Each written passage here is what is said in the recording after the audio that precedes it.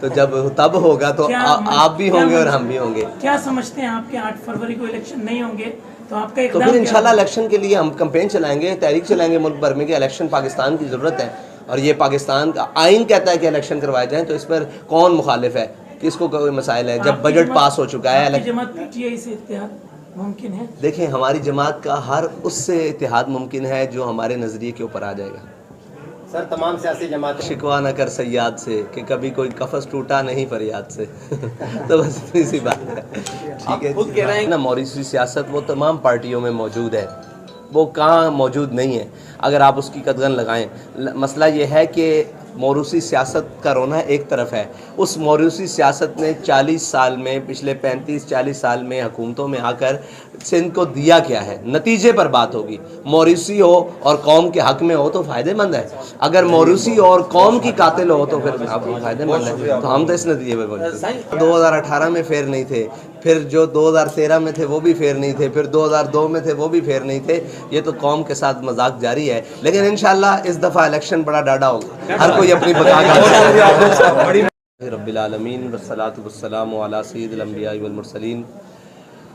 میں شکریہ ادا کرتا ہوں اپنے میڈیا کے تمام بھائیوں کا کہ وہ تشریف لائے. اس وقت تحریک لبیک پاکستان کی تمام قیادت بشمول میرے, ہم سندھ کے اندر الیکشن 2024 کی کمپین کے لیے آئے ہوئے ہیں, اور اس وقت جو ملکی صورتحال ہے اور ملک کے اندر جو معاشی صورتحال ہے, ملک کے اندر جو اس وقت عدم سیاسی استحکام ہے, وہ ساری چیزیں, اور تحریک لبیک پاکستان نے اپنا 25 نکاتی منشور جاری کیا ہے 4 فروری کو, اور اس بیس کے اوپر الیکشن لڑنے کے لیے آئے ہیں. اور اس وقت جو کھینچا تانی کی سیاست موجود ہے, اور کسی کو الیکشن لڑنے دیا جا رہا ہے اور کسی کو الیکشن نہیں لڑنے دیا جا رہا, اور کسی کو لندن سے بلا کر اور اس کے لیے تمام عدلیہ اور تمام کورٹس کے سامان ایئرپورٹ پر لے کے جا کر اس کو آزادی دی جا رہی ہے, اور کسی کو خود ساختہ ہوا بھرنے کے لیے یہ کہا جا رہا ہے کہ جناب اس کو الیکشن سے روکا جا رہا ہے. یعنی کہ اس کیفیت کے اندر ملک پاکستانی قوم کو مشکلات میں ڈال کر الیکشن کی طرف جایا جا رہا ہے. بہرحال تحریک لبیک پاکستان نے یہ کہا تھا کہ الیکشن جب بھی ہوں گے تحریک لبیک پاکستان تیار ہے, وہ 1 ہفتے کے اندر اعلان ہو, 10 دن کے اندر اعلان ہو. بہرحال دیر آید درست آید, 8 فروری کا الیکشن کا اعلان ہو گیا ہے. تحریک لبیک پاکستان سب سے پہلے میدان میں ہے, وہ اپنے امیدواران کے حساب سے ہو, وہ الیکشن کمپین کے حساب سے ہو, وہ اپنے سیاسی منشور کے حساب سے ہو, وہ الیکشن منشور کے حساب سے ہو, وہ اپنے تمام وسائل کے ساتھ اور اپنے تمام کارکنان کے ساتھ اس وقت آپ کے درمیان بھی موجود ہیں. ابھی تک آپ نے دیکھا ہے کہ پاکستان کے اندر کسی بھی سیاسی جماعت نے اپنی کمپین کا باقاعدہ آغاز نہیں کیا, یعنی کیا ہے جلسہ کیا ہے اس کے بعد خاموشی.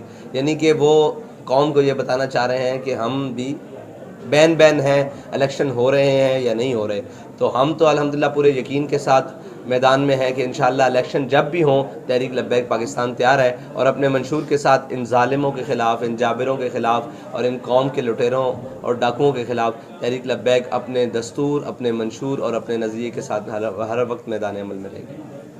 سینٹ میں ہیں پاکستان کی معاشی بقا نہ تو امریکہ کے آگے لڑنے سے ہے, نہ چائنا کے آگے لڑنے سے ہے, نہ IMF کے آگے لڑنے سے ہے. پاکستان کی معاشی بقا پاکستانی اصولوں اور نظریے اور پاکستانی اصولوں پر وہ معاشی پلان دینے سے ہے. اگر یہ دیکھ لیا جائے کہ معذرت آپ کا جواب لمحہ, اگر یہ دیکھ لیا جائے کہ اس وقت پاکستانی معاشی پلان لانے والے کون ہیں, تو میں نام لیتا جاؤں گا, آپ غور کرتے جائیے گا. شوکت ترین وہ پاکستانی نہیں ہے, پلانٹڈ لوگ ہیں.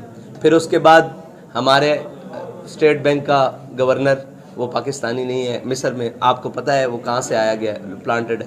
پھر اس کے بعد اسد عمر جس کے بہاف پر پوری حکومت لائی گئی وہ پاکستانی نہیں ہے, اس کے پاس وہ پاکستانی ہے, اس کے پاس نظریہ پاکستانی نہیں ہے. یہ دعویٰ کیا گیا ہم IMF کے پاس نہیں گئے, دوڑ کر IMF کے پاس جایا گیا. پھر اس کے بعد اسحاق ڈار صاحب آئے اور کہا ڈار آئے گا تو ڈالر قابو میں آ جائے گا.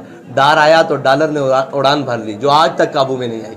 تو یہ ہیں ساری وہ باتیں جن کو باہر سے لا کر اب میں اس سے زیادہ وضاحت سے کیا بیان کروں کہ پاکستانی معیشت کا بیڑا غرق کرنے میں ہمارا اپنا کتنا ہاتھ ہے اور غیروں کا کتنا ہاتھ ہے۔ پی ٹی آئی اور عمران خان بات ہے اگر وہ سیاسی طریقے سے چلتے رہیں گے تو ان کا مستقبل بھی پیپلز پارٹی کی طرح ہوگا، اگر وہ اپنے فیصلوں کے اوپر درستگی نہیں لائیں گے تو ان کا نہیں ہوگا۔ اور دیکھیں سیاسی جماعتیں کبھی ختم نہیں ہوتی جبر سے، سیاست چلتی رہتی ہے، آج نہیں تو کل، امیجیٹلی نہیں آیا جاتا ورنہ تو لے کر آیا ہی جاتا ہے یار آپ کے سامنے۔